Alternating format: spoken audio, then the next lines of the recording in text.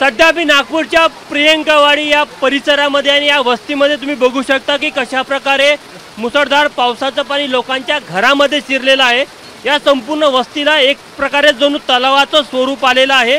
सर्वत्र या वस्तीमध्ये पाणीच पाणी आपल्याला पाहायला मिळत आणि गुडघाभर पाणी मधनं लोक इथनं रस्ता काढत आहे। बाहेर देखील लोक निघाले तेव्हा त्यांना या संपूर्ण पाण्यामधनं बाहेर निघावं लागत आहे। आणि महत्त्वाची गोष्ट की लोकांच्या घरामध्ये देखील हे सर्व पाणी शिरलेलं आहे। वर्षानुवर्ष ही समस्या नेहमी अशीच असते। साधारण सकाळपासून नागपूरमध्ये जोरदार मुसळधार पाऊस आहे। आपण काही नागरिक आहे त्यांना विचारू त्यांच्या घरचं काय चित्र आहे। काकू तुमच्या घरी काय स्थिती आहे? माझ्या घरी बहुत खराब स्थिती आहे दादा। पाणी खूप घुसलं आहे माझ्या घरामध्ये, नुकसान झालेलं आहे, अनाथामध्ये पाणी गेलेलं आहे। माझ्या काय तर आम्हाला जोवाचं काही हे अर्थ आहे नाही।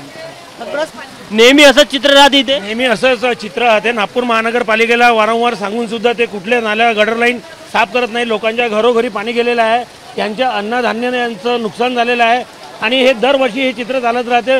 नागपूर महानगरपालिकेचं याकडे संपूर्ण दुर्लक्ष चाललेलं आहे। प्रशासनाचा आम्ही निषेध करतो। तिकडे जर का अवतीभोवती बघितलं तिकडे बघा मंदिर देखील ते पाण्याखाली जाताना दिसत आहे। हळूहळू पाण्याची जी पातळी आहे ती आता वाढत आहे आणि लोकांचे वाहनं असेल, घरातलं साहित्य असेल, सायकल असेल, या सगळ्या पाण्यामध्ये जाताना दिसत आहे। आणि हळूहळू जी पाण्याची पातळी वाढत आहे त्यामुळे नागरिकांमध्ये देखील अत्यंत भीतीचं वातावरण आहे। या दृश्यावरून तुम्हाला लक्षात येईल की जिकडे बघा तिकडे पाणीच पाणी आहे आणि नागपूरमध्ये मुसळधार पावसामुळे दानादान उडून दिलेली आहे आणि अनेक सकल वस्त्यांमध्ये आपल्याला अशाच प्रकारचं दृश्य पाहायला मिळत आहे। कॅमेरामॅन व्यंकटेश नायडूसह तुषार कोहळे, एबीपी माझा, नागपूर।